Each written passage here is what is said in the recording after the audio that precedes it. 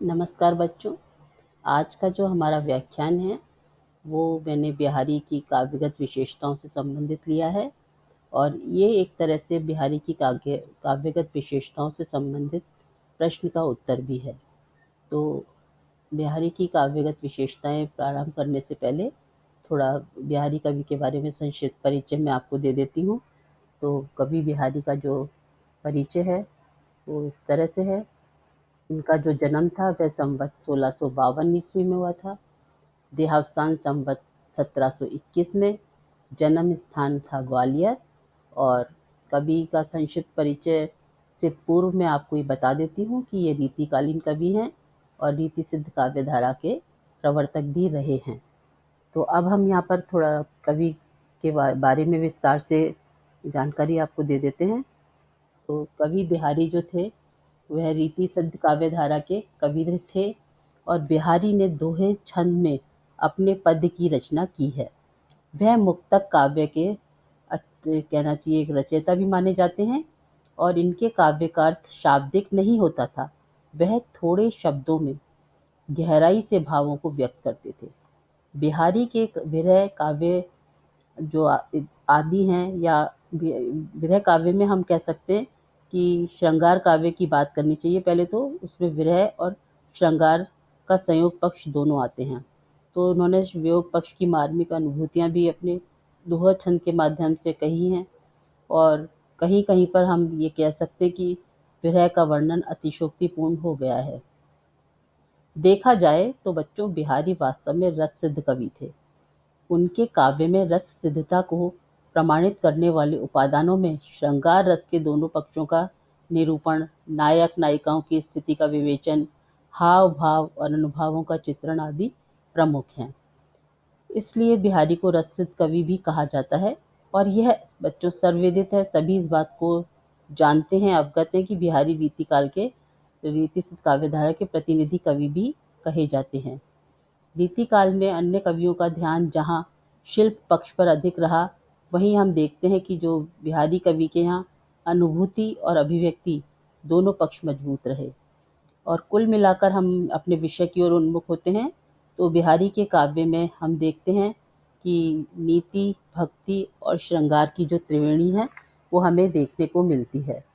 तो यहाँ पर हम कुछ उदाहरण आपको देंगे जिससे आप सरलता से समझ सकेंगे कि उनके काव्य में नीति संबंधी कौन से दोहे हैं, भक्ति संबंधी कौन से दोहे हैं और श्रृंगार से संबंधित कौन से दोहे हैं। तो सबसे पहले हम देखते हैं कि नीति संबंधी दोहे में बिहारी ने किस तरह से नीतिगत बातों को समझाने का प्रयास किया है। और उसमें ये जो पहला दोहा है मैं आपके सामने रखती हूँ। कनक कनकते 100 गुनी, मादकता अधिकाय, पा खाए बौराए नर या पाए बौराए।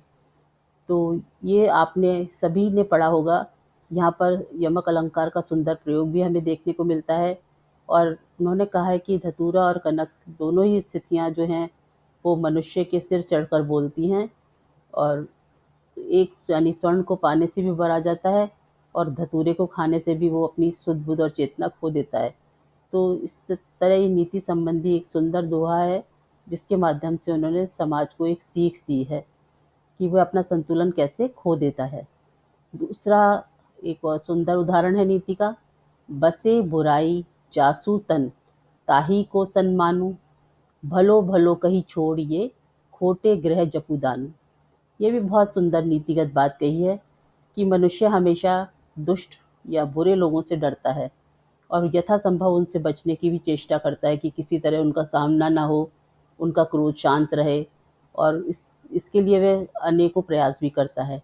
पर जहाँ पर हम देखते हैं कि जो सज्जन व्यक्ति है उससे किसी प्रकार के अहित की आशंका नहीं है और किसी तरह की वो हानि नहीं पहुँचा सकता है, तो उसकी कई बार सामाजिक जन उपेक्षा भी कर देते हैं।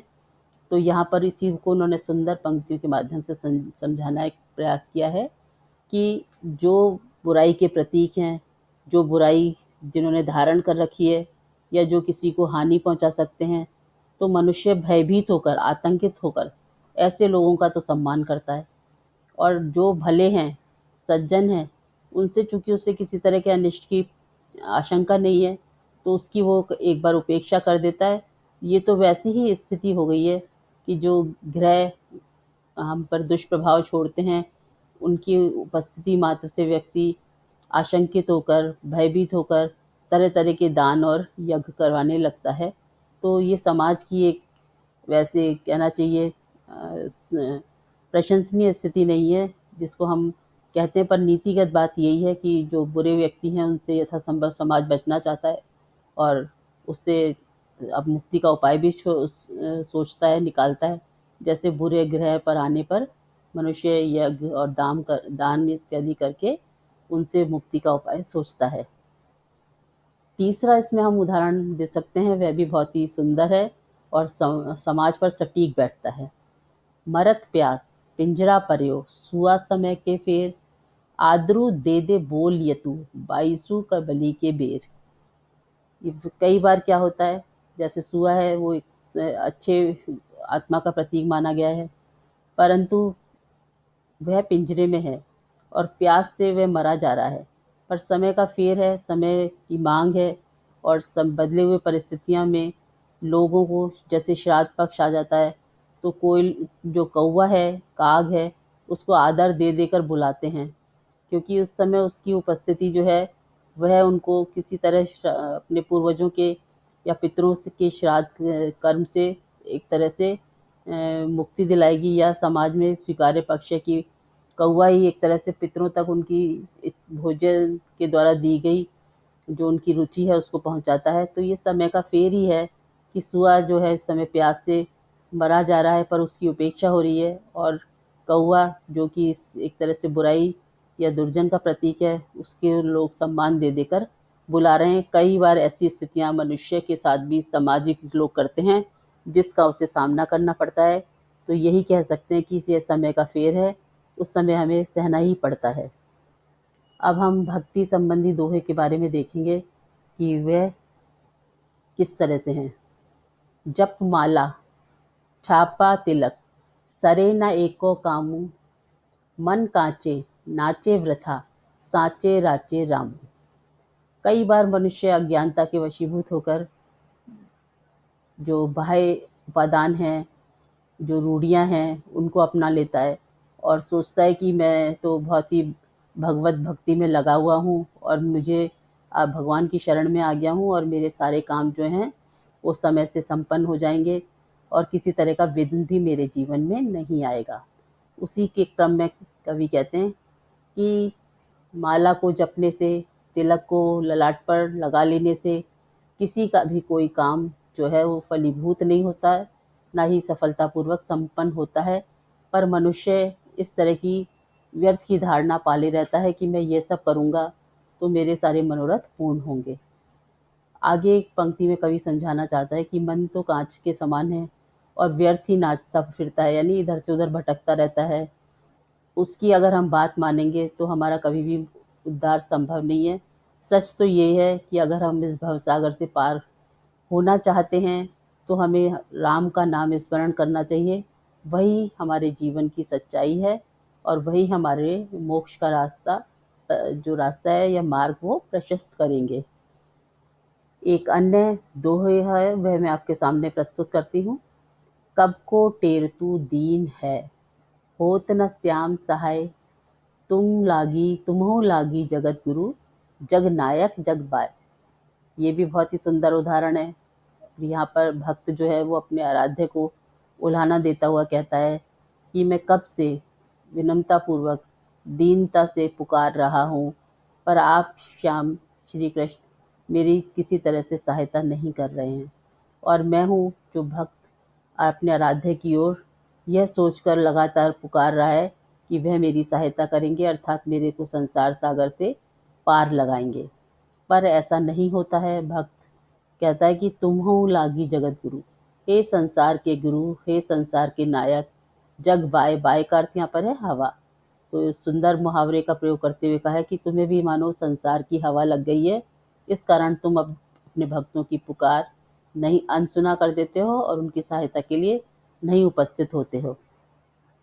तो इस तरह हमने अभी नीति और भक्ति संबंधी जो दोहे थे, जिनके माध्यम से उन्होंने बहुत सुंदर शब्दों से सामाजिक जीवन में आए हुए जो बातें हैं उनको लेकर हमें समझाने का प्रयास किया है और बहुत गहराई से बातों को रखा है कम शब्दों में। अब हम श्रृंगार संबंधी दोहे देखते हैं क्या हैं। तो मैं इसके दोनों पक्ष होते हैं, एक होता है वियोग श्रृंगार और एक संयोग श्रृंगार।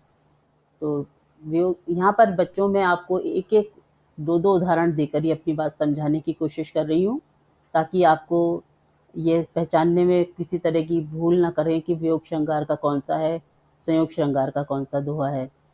तो विस्तार से आप अपनी पाठ्य पुस्तक में से इन दोहे को छांट सकते हैं और अपने इस तरह के काव्यगत विशेषताओं के उत्तर को और भी ज़्यादा बड़ा कर सकते हैं। तो प्रस्तुत है वियोग श्रृंगार का उदाहरण। कागज पर लिखत न बनत, कहत संदेशु लजात, कहिए सब मेरो तेरो हियो मेरे हिये की बात।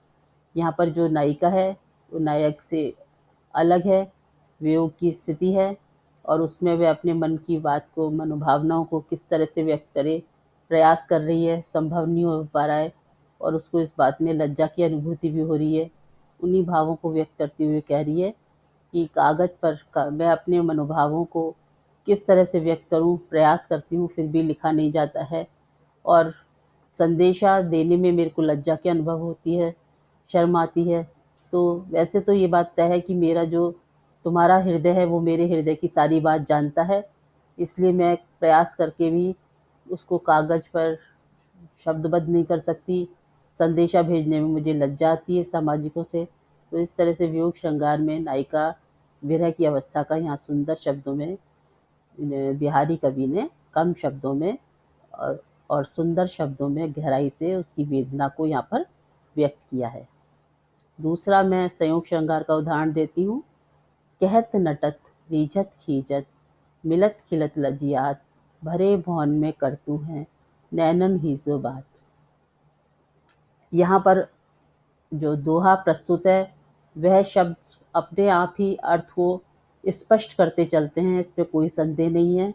जो भवन है जिसमें नायक और नायिका उपस्थित हैं और अन्य भी सामाजिक लोग उसमें उपस्थित हैं, तो किस तरह से अपने मनोभावों को संप्रेषित करते हैं संकेतों के माध्यम से, उसकी सुंदर और सरस अभिव्यक्ति यहाँ कवि ने की है। तो यह संयोग श्रृंगार का एक सुंदर उदाहरण है कि नायिका को कुछ कहता है, वह इनकार कर देती है, नायक उसकी इस अदा पर रीझ जाता है और अत्यधिक मना करने पर उसको कुछ खींच और उलझन होती है और इस तरह अचानक उनके नेत्र एक दूसरे से मिलते हैं, प्रसन्न हो जाता है और नायिका लज्जा का अनुभव करती है। इस तरह भरे भवन में जहाँ पर बहुत सारे अन्य सामाजिक जन उपस्थित हैं, तो नायक और नायिका नेत्रों से ही अपनी भावनाओं का संप्रेषण कर रहे हैं और उन्हें अत्यंत ही सफलता मिल रही है। तो इस तरह से वियोग और संयोग श्रृंगार का मैंने बच्चों एक एक उदाहरण दिया है और इसको आप अच्छी तरह से समझ गए होंगे। तो अब हमने नीति, भक्ति और श्रृंगार का जो त्रिवेणी है उसके बारे में आपसे बात की है और आपको स्पष्ट रूप से समझ में भी आ गई होगी। अंत में मैं संक्षेप में भाषा शैली की भी बात करती हूँ आपके सामने। तो जैसा हम सब जानते हैं कि बिहारी कवि की भाषा है ब्रज है, पर उसमें बुंदेली, उर्दू, फारसी के शब्दों का भी समावेश किया गया है। भाषा चमत्कारपूर्ण और मुहावरेदार है, जो भाषा को सरसता और रोचकता प्रदान करते हैं और भाषा जीवंत जान प्रतीत होती है। माधुर्य शैली है, गुण है जो काव्य का प्रसाद गुण है, रस हैं जहाँ तक उनके दोहों में आए हैं वो शांत, हास्य, करुण और श्रृंगार रस का उन्होंने ज़्यादा प्रयोग किया है। अन्य रसों की उपस्थिति भी यदाकदा हमें मिलती है। छंद, जैसा कि हमें मालूम है कि बिहारी सतसई दोहा छंद में लिखी गई है और इसमें 11 और 13 मात्राएं होती हैं। यह इसकी पहचान है छंद की। अलंकार की बात भी करना बहुत आवश्यक है। तो बिहारी के काव्य में हमें अतिशयोक्ति, सांगरूपक, यमक, अनुप्रास, उत्प्रेक्षा आदि अलंकारों का हमने देखा अधिक प्रयोग हुआ है। शेष अलंकार हम दोहा पढ़कर और उसके अनुसार उस अलंकार की पहचान कर चिन्हित कर लिख सकते हैं। तो बच्चों, आज मैंने आपको संक्षेप में कवि की जो एक प्रश्न है बनता है, इस पर अक्सर आता है, पूछा जाता है कि बिहारी कवि की काव्यगत विशेषताओं के बारे में बताइए। तो आप उसको मैं संक्षेप में दोहरा देती हूँ कि काव्यगत विशेषताओं में उन्होंने नीति, भक्ति और श्रृंगार संबंधी दोहे लिखे हैं, और उसके आप एक-एक या दो-दो उदाहरण देकर इस बात को पुष्ट कर सकते हैं कि कैसे नीतिगत दोहों को हम बता सकते हैं, भक्ति के दोहों को बता सकते हैं और श्रृंगार के संयोग और पक्ष को। अंत में भाषा शैली लिखकर हम इस प्रश्न का एक सुंदर संक्षिप्त और सारगर्भित उत्तर देकर आपको एक तरह से एक बिहारी पर जो हमने दोहा या बिहारी कवि को जो हमने पढ़ना प्रारंभ किया है, उससे संबंधित एक प्रश्न और उसका उत्तर आपके सामने प्रस्तुत है, और इससे आपको अत्यंत मदद मिलेगी। तो बच्चों, इसको आप ध्यान से पढ़िए, और अगले व्याख्यान के लिए हम पुनः आपके सामने उपस्थित होंगे दोहों को लेकर शेष बचे हुए। तब तक आप इसको अच्छी तरह से पढ़िए और समझिए। धन्यवाद।